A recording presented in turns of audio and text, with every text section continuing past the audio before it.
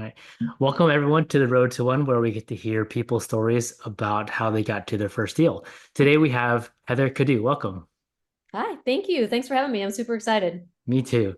So can you tell us a little bit about yourself, your strengths, what you enjoy doing, and what your avatars are? Yeah, sure. So I love to uh, talk about real estate. I love to look for houses to buy.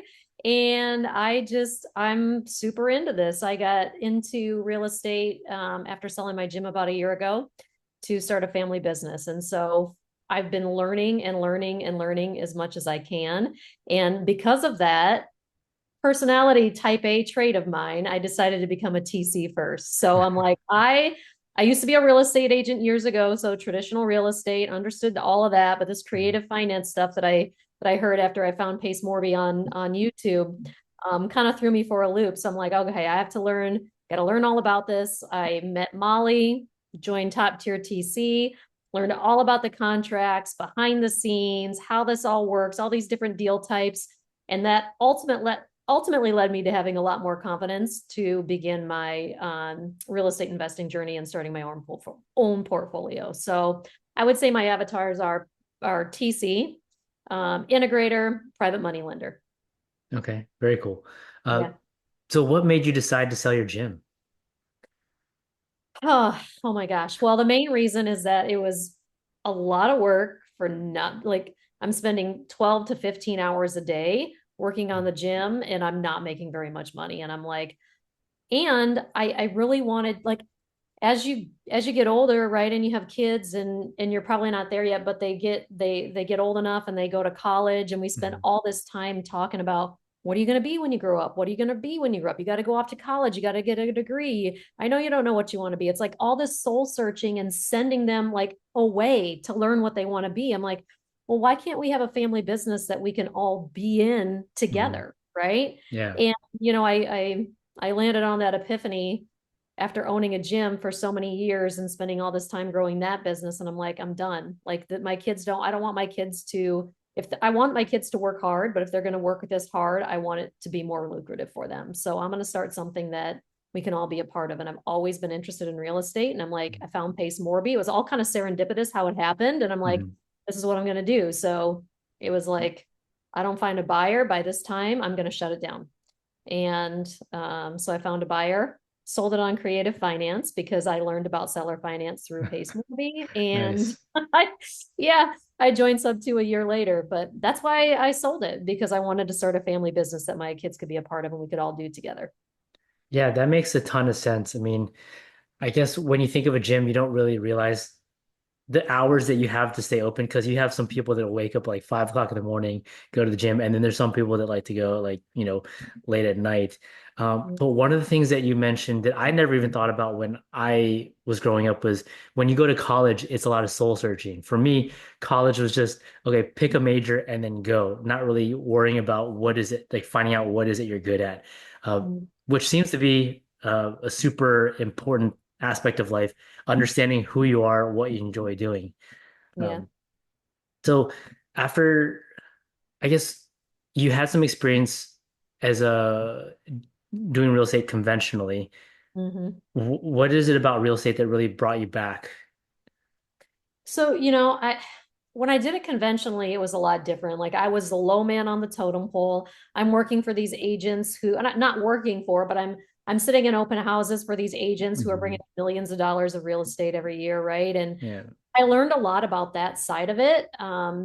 But I didn't do a lot of investing, right? And at that point in my life, it didn't even cross my mind. But being in real estate and being interested in real estate never left. Like always looking at Mhm. houses on Zillow, looking at, even to the point of like, oh man, if I bought this house and just fixed it up, I could sell it. Not Mhm. realizing that whole time, like, well, that's real estate investing. That's, Mhm. that's fix and flipping, like all these things. And it just kind of kept coming back up, right? And Mhm. I was I watch YouTube at night. I like to learn things and Pace Morby popped up, like literally just popped into my feed. I don't know what I was searching, something real estate. Mhm. And that's it just sparked it for me. And I found Bigger Pockets. He was doing a creative finance boot camp with Bigger Pockets, and I Mhm. joined and from there I met Molly, and that's just how it happened. So the real estate thing has always kind of been in the back of my head. It just transitioned from, selling traditionally to just wanting to fix up homes and be like this little like HGTV superstar, right? Like, oh, Hmm. maybe my house would make it on TV. And then to investing and realizing that's what I was researching and that's what I was interested in. Gotcha. Um, I'm trying to think of questions because it seems like with your experience as a business owner, you already had that, take action mentality. You've already gone through a lot of the mindset struggles that a lot of us that come out of a W-2 world have to go through. So Yeah. if we can go back, when you started your business, your gym, Mhm. what was that journey like to do that? Like, and why did you even decide to open a gym? Yeah, yeah. So I worked at W-2 for a long time. I was a manager of a dental office, and I started as a dental assistant, and then I worked my way up to a manager role. I guess I would say that I've always had like an entrepreneur leadership type personality. I've Hmm. never been okay with just following, and I don't know why that is. I don't know where it comes from, but Yeah. it's just been how I am. I'm like, no, I'm not doing that. I'm Hmm. going to do it this way, right? This is a Right. better way. Hmm. And I've people along with me. And so I worked my way up to management. And in that management role, I got a lot of experience because it was a smaller practice. So the manager did everything. They did payroll. They worked closely with the attorneys that were involved in partnership creation with the dental office. I worked with like OSHA and compliance and all these different payroll, advertising, marketing. Like we did it all in the leadership role because it was such a small business. So I learned all of these things. And I'd always been involved in fitness. I'd always just run. I was a runner and I wanted to work out and I wanted to be healthy and I wanted to have this, I wanted to look a certain way. Hmm. And like I wanted muscles, right? And so I got into personal training. I'm like, you know what? I should be a personal trainer part-time. Like, why not? Right. Yeah. And and so that's how that kind of started. So while I worked at the dental office, I became a personal trainer. I got certified in my spare time, and the local Gold's Gym had an opening. I used to work out there. And I'm like, hey, I really want to be a trainer. They're like, well, we've got somebody that's quitting. We've got clients that want this 5 a.m. spot. And I'm like, well, that's actually perfect because I've got a family. They don't get up till 7:30. So I can go train people, go home, get my kids up, take them to school, and then go to my W-2 and then do it all over the next day. And so through that process, I'm like, I worked my way out of the dental office, Hmm. became a personal trainer. Gold's Gym sold to the YMCA, didn't want to work for the YMCA, found this CrossFit gym that I was interested in going to, and realized that they had all this time during the day that their building wasn't utilized. I'm like, I could fill that space, I could pay them rent, and I could take my personal training clients there since I don't like training at the Y. So I approached them about this. I'm like, have you ever thought about this? They're like, hey, let's talk. And so I went into their office and they're like, we would love to allow you to do that. We would also like to sell you our gym. And I'm like, what? And they're like, we're trying to sell. And I'm like, seriously? I'm like, I didn't know that. They're like, well, we haven't talked to anybody. We haven't put it on the market. We haven't told anybody, but we see this leadership role in you. We see that you have this experience and we think you would be great. And I'm like, I think I would be great. And so the ironic part of that story is like a month earlier, we live in a small town. Mhm. This CrossFit gym, like I said to my husband, like, I want to start a CrossFit gym. I love CrossFit. He's like, we're not doing that. I'm like, I want to do it in this town. I'm like, it's small. We could make some money. We could help people. He's like, no.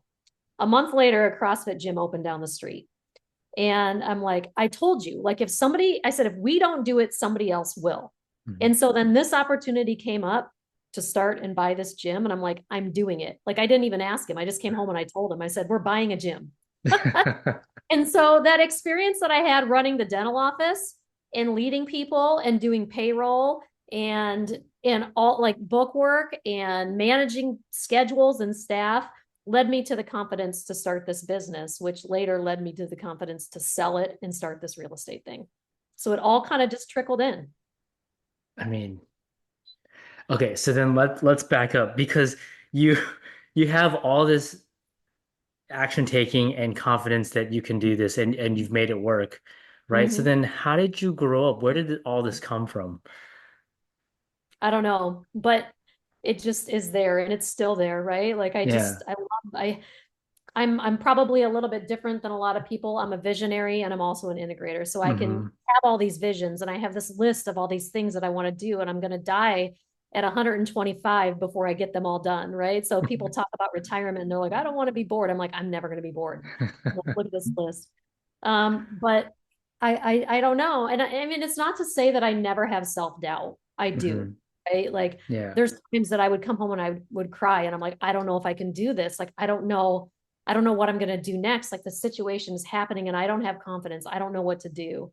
And somehow I just dig deep and I find the answer and I do it. Man, that is so cool. When you hear people say describe someone else as just having a motor, you definitely have that motor. And then when you hear people say, "Oh, I scored high on the rocket fuel test on both visionary and integrator." Well, I scored high on both, but I don't think that I'm an integrator. I'm way more visionary, but it's very clear that you are high on both. You're the rare like 5%. Most people will think that they're the rare 5%, but I think that you are actually that. I feel like I might be. Yeah. Yeah. Very true. So, all right, let's talk about mindset. It doesn't sound like you had, well, we all have to go through it, right? I do. But what are some of the biggest mindset hurdles that you've had to get over, and how did you do it?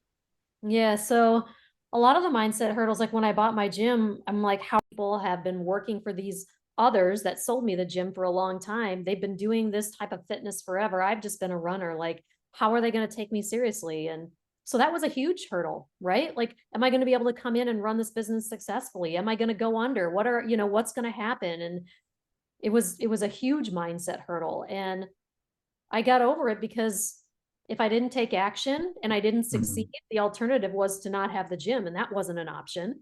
And so I sit down and I write down the things that I'm worried about. I write down the things that I'm not so confident about, and I'm like, I try to take emotion out of it and Mhm. realistically look at it like somebody else would be telling me what to do. Like if you were to come in and you would see the big picture and you would see these things I'm worried about and see the relationships that I have, what would you tell me to do? And so that's how I try to look at it.